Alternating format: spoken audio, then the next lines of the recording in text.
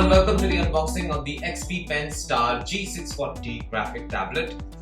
You can see that this graphic tablet is aimed primarily at the creative industry like illustrators, graphic designers and so on.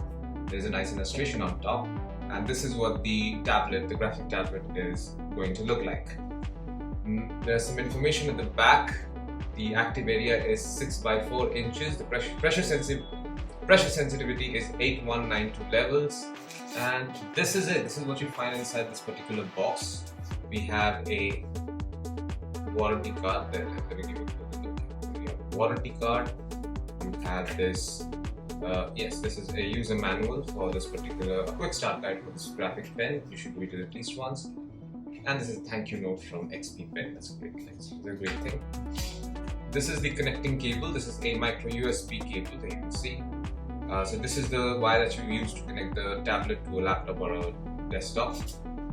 This is the device that you use to remove the nibs of the stylus. So you use this particular device to remove it, and we're going to do that right now.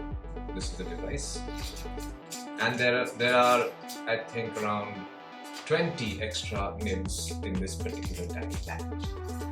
Speaking of the stylus, this is what the stylus looks like. This is a battery-free stylus.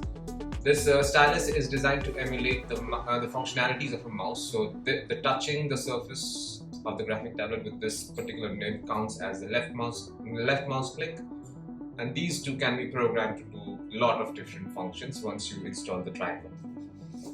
Now let's take a look at the graphic tablet.